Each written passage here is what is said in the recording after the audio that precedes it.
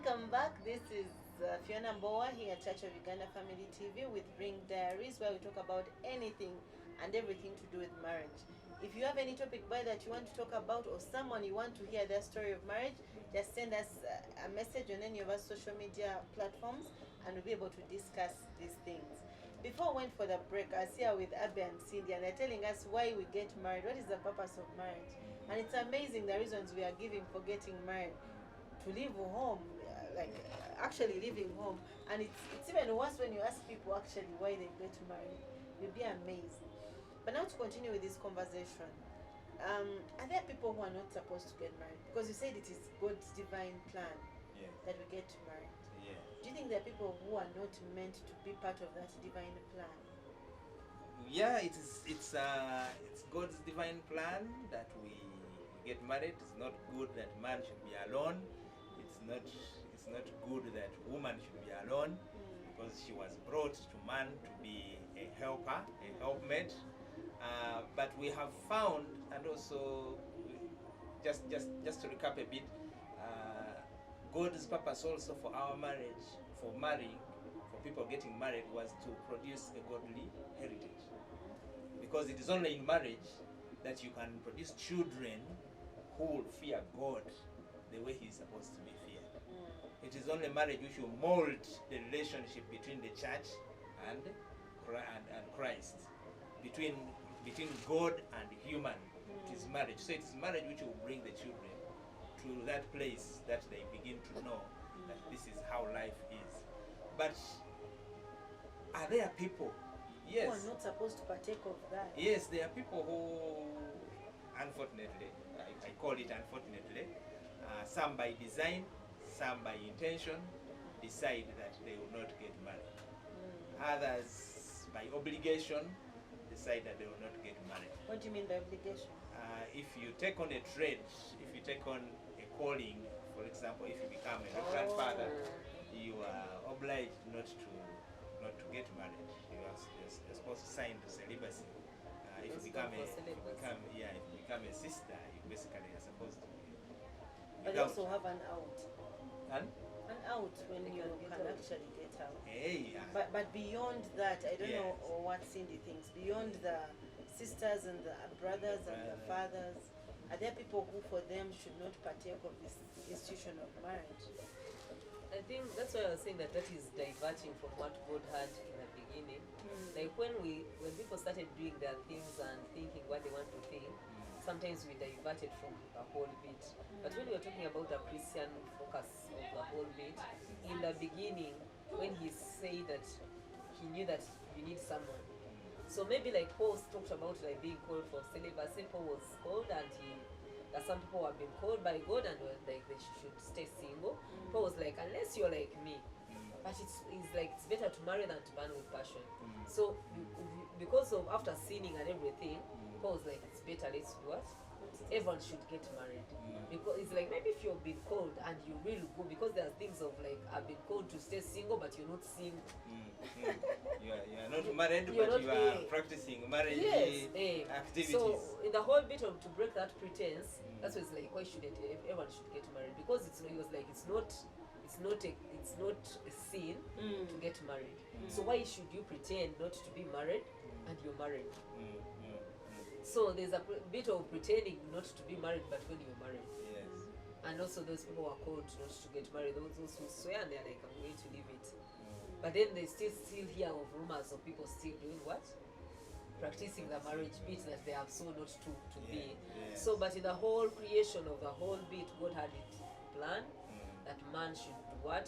Live with a woman and they have children and they increase. Because the whole bit was increasing. You get married, you give birth and you increase.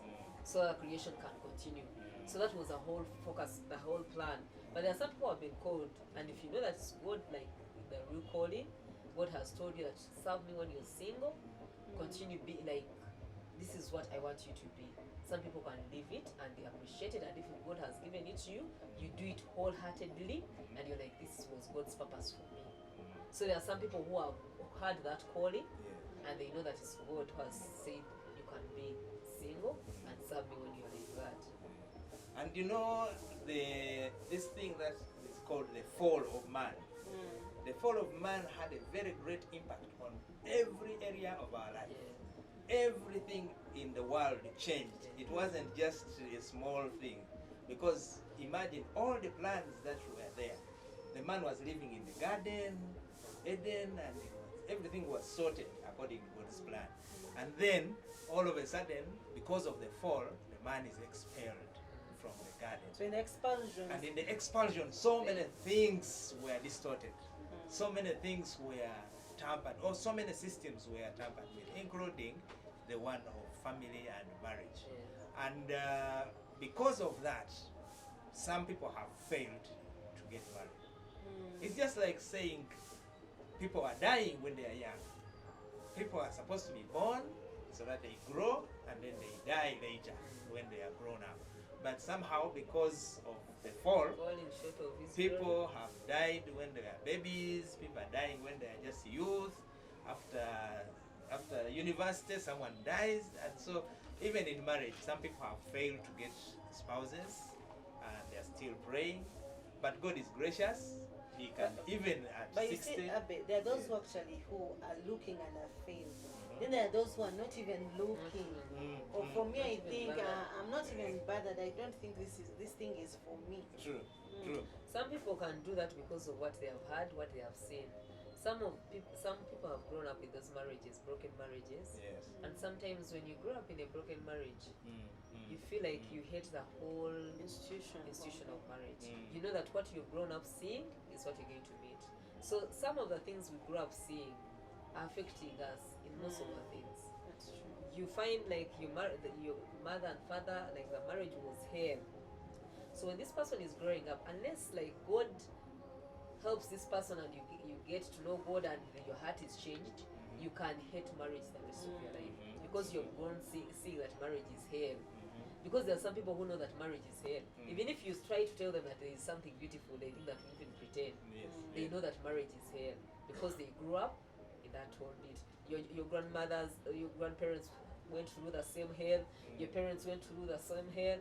So you're like, I cannot I can't continue this cycle. Yes. So some of the things that the whole process of growing up Yes. has made most of the people to hate that institution of marriage. And even what you've grown up hearing. Like there are some people, like you cannot tell them about marriage because what they have seen and heard, you cannot change their mind about it. So some people have resorted to that because of what they have seen, the perspective of marriage, but of which some things change. You might find that your parents did not make it, but by God's grace, for you yours is successful. So some people just don't do it because of what they have grown up seeing. Yes, and I think it is very important for us to know that marriage is good. Depending on even if your perspective of marriage was bad, painted badly, there are people here who can testify that marriage is good. For us, we have been at it for 15 years. They have also been at it for 15 years. Me 13. And you are 13, and it has been good. You don't have any regrets, I believe. I don't have any regrets. I believe Immaculate, where she is, doesn't have any regrets on That me. one we shall confirm. But So marriage is actually good. Yes. And we who are happily married, we need to tell the world that marriage is good. We need to change that picture. Many people think that marriage is very hard. Marriage, when you go there, they deceive you that marriage is good. Then Yes, you they reach are. there, Then the you reach first there. day. And of course, marriage is work. Marriage is fun. Marriage is many things. It depends on where you stop. If you stop, there's a singer. He's called, I think, Ron Kennedy. He sang a song that if you catch hell, don't hold it. If you're going through hell, don't stop. So many people, when they have difficulty, they stop in the difficulty. Yet if you continue walking, you'll find that you'll pass. If you're on any journey you are on, there's a hill and there's a slope. Yes. Now when you go and reach the hill, don't say, this thing is hard, I didn't Let it go imagine. back. Then you stop at the hill and you say irreconcilable differences. Then they cannot be irreconcilable. You continue, You go down. don't stop until you reach the top of the hill, and then you go down and you find things easy. Yes, so marriage is easy and it is enjoyable. Marriage is like any other thing in growing up. Mhm. We meet things along the way. Mhm. When you're a child, you're walking, you fall, you're growing, you fall. Mhm. You don't give up. Mhm. You continue growing up. You become an adult. Living with your parents is also like now things start changing. You come late, everything is hard, Yeah. but you continue. Yes. You go to work, things are not as you expected. Your bosses are like this, but you're like you continue. Yes. So marriage is also a journey of life. Yes. The way you handle this whole growing up, that is the way we're living. Mm. That is what marriage is. Yeah. And people have made it happen. Mm. People have been married like happily, and some have not even been happily, but they feel they want to stay in the marriage. So there's something beautiful in it. When you have children, you feel like this is very beautiful. Yes. When you're with your spouse and you're together, you're doing something, you feel it's beautiful. Mhm. So there's something you always want to fall back to. Mhm. You feel like whether there's this challenge, but there's something beautiful in something. So we always appreciate, like, let's take the good in it. Whether you cannot say that you expect it to be 100% because nothing is 100%. Yeah. But even the 80%, even the 60, even the 40, you appreciate it because at some time there's a time you smile Mm. and there's a time you're going to cry. Yeah. But at the end of the day, this is all life. Yeah. Life is life. Life, everything is in There's a life. variety. Yes. basically. So marriage is beautiful. Mm. That is how we are. The way you see it, we appreciate it. When you enter, when you know that it's going to be held, it can be held because you've entered with that hell. An attitude of Yes, when you enter, when thinking that marriage is heaven, you can make it heaven. So marriage is what you make of it. Interesting. Now we talked about the many things that that bring us to a marriage. We talked about companionship, finding your purpose. What happens if I get there and actually don't see these things happen? Mm. Like some said, maybe I've gotten in for what? For For children. children, and I Yeah. don't get the children. Don't get the children. I get in for companionship, Mm. and the past I'm alone in this marriage. Mm. What happens there? What do I? Mm. As a Christian, for better, because when you're saying for better, because would they say for better, for worse? Why did they stop on the better? Because there will Some be of a us, they worse. some of us these days stop The on the worse better. is going to be there. That's why even the whole people who are swearing are like for better, For worse. better. Because they knew that the better for better is not going to be there. There's also the worst part. There are some who are changing and saying, For as better, long as for you are still better. good. So the worst is going to come in. The worst is not having children. Yeah. The worst is this man, you expected him to be God and he's not. You expected him to be an angel. He's not even next to what you expected. That is the worst now. Mm. So now you're saying for better, for worse. Mm. The better has been there for the first year. Mm. Now the second year, the worst is coming. Mm. So what are you expected to do? Mm. When the children you're expecting to come are not there, Mm. Because if this is where I go to marry, you got. and the children And are the not children are there, coming. so what do I? So as a Christian, Mm. you have believed God. That's where you were like the purpose. You're going to enter with this person. You're all going to be believing God for everything. Yeah. When this is a Christian marriage, we're believing God actually for everything. Mm. When the children are not there, we are believing God for children. Mm. Whether it's going to take 100 years, Mm. because now we are in this together. Mm. We are believing God for this. Mm. Because we want to only believe God for a job, we want to only believe God for a house, we have to believe God for other things. Mm. So now we're going to believe God with my spouse for children. Mm. Mm. And we believe God and we pray the way Hannah was praying, you believe God at me, and I know at this time I'm going to get a child. Because you know you're in this together. Yes. Yes. So that's why we're like the purpose, you together you have to reach a time and you sit and you have a common goal. And like what happens if there's the children are not coming, what are you going to do? You're going to believe God for children. Because it's God who gives children now. So you don't blame this person, you know, now we are putting it into God and believing God for children. Mm. So when this purpose has not been fulfilled, that is when you go back to God. The foundation. The foundation, Of marriage. Yeah. the author, Yeah. the finish of the marriage. Yeah. So it's the one you're going to go back to, and you're like, God, we got married, we are believing you. You believe God together, so you're not going to blame anyone. Mhm. Mhm. You're into this whole thing. You're believing God, both of you. Okay. Yes. Yes, and actually the recommendation for anyone who is getting married is that you get married to a person. If you're a Christian, get married to a Christian, Okay. because that way you can work together in many things. You already have many principles that are the same, that are similar. You all believe in Christ, and you can run to one person to sort you out. Get a person who is of a character that will fit into your character. Not exactly the same character, but your characters will complement each other, and things like that. So when you reach there, and the things you wanted to get in You're not this person, getting them. you are not getting them.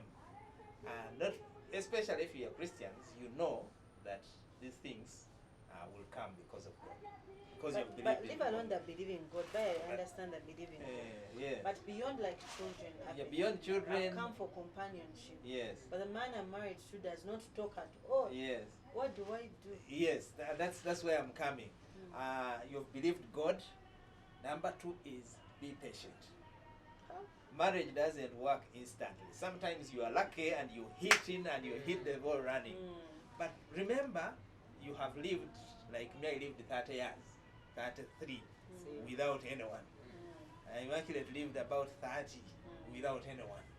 Now we reach together here and now we begin to do what? To work together. I don't know what has been happening in her life. She doesn't know what has been happening in my life. So there is a time in marriage, especially 1 to 5 years, where it is learning each other, learning to deal with one another. You wanted this person who you thought was We'll talk will until talk morning. and give you sweet stories, and then you are there, and for you know you are a listener, you want to listen to her stories, and then She's not all of a telling you sudden stories. she's not telling you a story, she's waiting for stories from you. Then you are married to this guy who was very loving, he was bringing you gifts when you are dating. Now, Then all of a sudden, now you're in his house, no gifts, He's the no gift. nothing. He He's the says, gift. I am the gift. You're the one who wanted to be told sweet words, I love you. The man says, I'll write it on the doorpost, I love every you. day you see. When you see it on the door, you know that I love you. If it is not there, just know that I've stopped loving you. So what if you get into marriage and your expectations are not met? It's not the time to quit. I have a friend who chased his wife. I asked the brother, why did this person chase the wife? He said, the wife had Lugambo, you know Lugambo. The wife was a rumor monger. She could report the man to the brother, say he hasn't left anything for Kameza. He hasn't. And I realized, hey, she was actually a rumor monger. But now 5 years down the road, he doesn't have another one. So I told the man, it is very difficult to replace a wife. Don't chase the wife. Be patient with the wife. Be Tell patient her. with your spouse. Discuss, talk about it, agree together. This is one. But it is a time for learning each other. The key point is we learn each other. We learn, if you are talkative, I'm silent.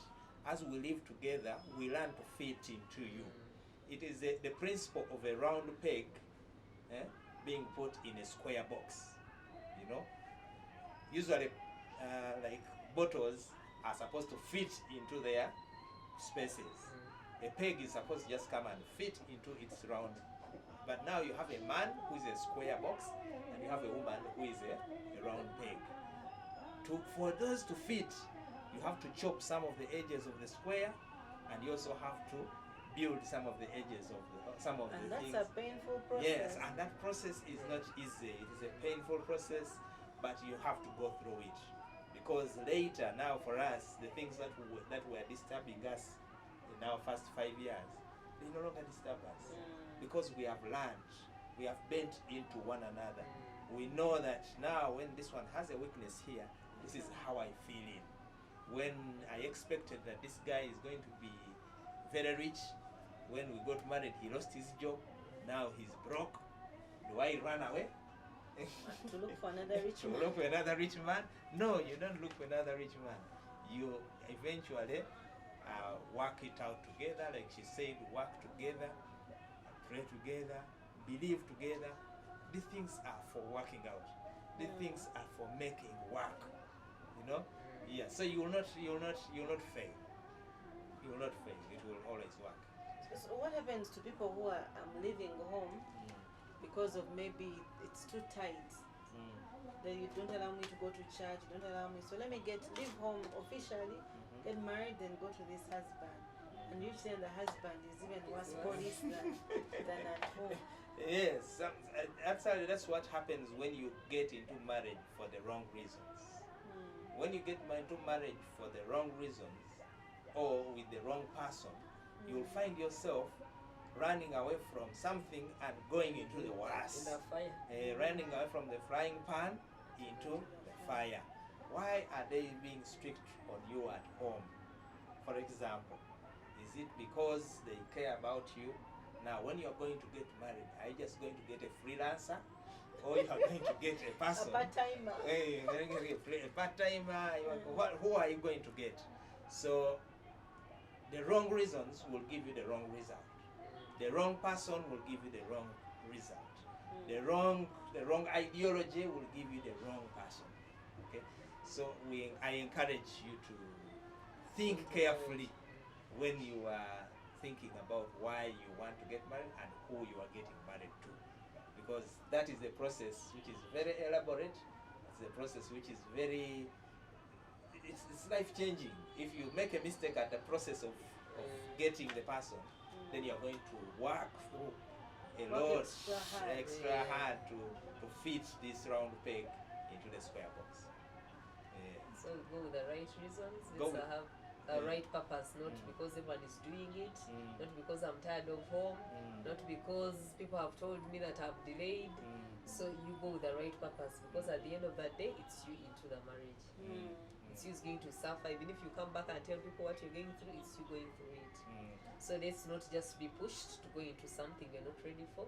Let's not have the worst reasons of I have to go because my parents are so stingy and so much. Let's go with the right purpose of the marriage. Yes. What you're ready for it. Yes, and the right purpose also will determine what decisions you are making in your marriage. Eh? If you have if you know your purpose for your marriage, then you'll know the right reasons and for doing things you are doing. When you want to transfer from one location to another, will it fit in your purpose for marriage? If, for example, you don't just become a matron or a best man for someone, does it fit into your purpose of marriage? You don't just begin to, there are people who have built homes for people honeymooners because in their marriage they decided that you want to help people to get married. So when they invest, they know that they need to invest in this area of their life. So when you make the right purpose, for us we made a choice, we made a prayer that we shall live marriage so that everyone who looks at our marriage will know that marriage is beautiful. So when we are making our choices, we make them in such a way that they will reflect that marriage is beautiful. It may mean traveling in the same car to work, even if you have ability to travel in different cars. To have three, one To for the have wife, three, one for the children, one for the husband. yes. So every Sunday, for example, you can say for purposes of work, it's not possible to go in one car. But for purposes of church, you and your family go together with your children to church, and you talk with the children. You impart in that time. You impart and impact the children and things like that. It may mean that when you are investing for the future, what are you looking at? Are you looking at building a hotel? Are you looking at building rentals? Are you looking at going for holidays because your life is short and here on earth it is for enjoying and things like that? So it will depend on what you purposed.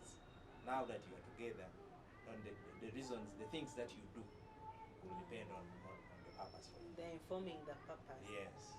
Okay, thank you very much. And as we come to an end of this show, and what I was trying to drive at is all these other reasons actually end up badly. We need to get the proper reason as to why you are getting married. Don't just go into it because of, as they've said, of all the reasons, but let's go in it for the right reason. So as we end this, what do you tell our viewers out there? Maybe those who are fearing to get into marriage because of what they're seeing around, or those who are saying, let me get married because time has run out. What would be your parting shots for them? Wow, my parting shots would be that whatever reason you are getting married, let it be in line with God's purpose. Whoever you are getting married to, let them be in line with God's purpose. And God's purpose for marriage is companionship, is get a godly heritage, you know, our children, to give them a godly heritage.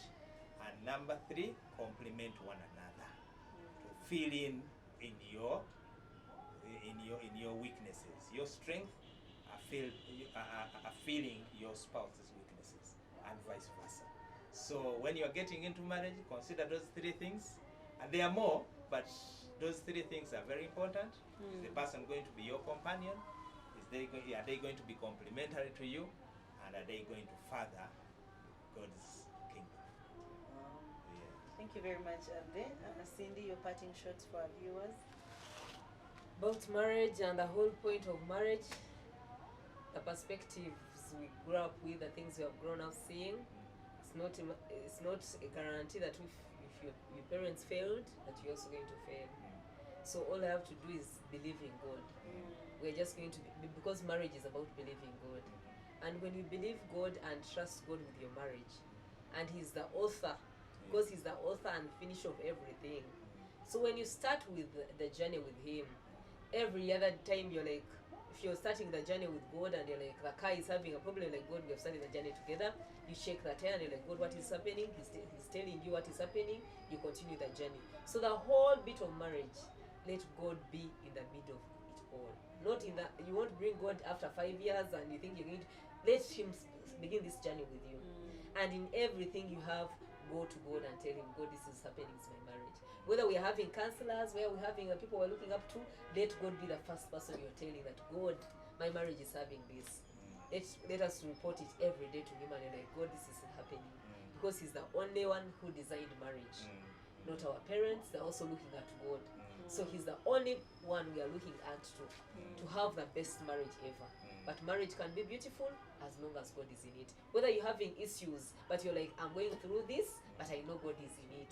So you go with it smoothly, and knowing at the end of the day, you're coming out saying that it's beautiful. So at the end of the day, whether there is hell in the marriage, there is a testimony at the end of the day. Because you know that God has said it's okay, go through it, you're going to come out victorious. So let us believe God in our marriages. I know that marriages are still beautiful. We are still celebrating more years. We still think that marriage can still be even better than people are putting it. So marriage is beautiful. Let's just leave it unto God and believe God in our marriages, and always believe that something beautiful can always be there, and encourage other people to get into the marriage, because it's a beautiful feeling, it's a beautiful thing. Thank you very much, Cindy. Thank you very much, Abby and Cindy, for a wonderful conversation. And thank you, our viewers, for sticking with us to the end. I don't know why you got married, or why you're fearing to get married, or why people around are telling you to get married and you don't feel like.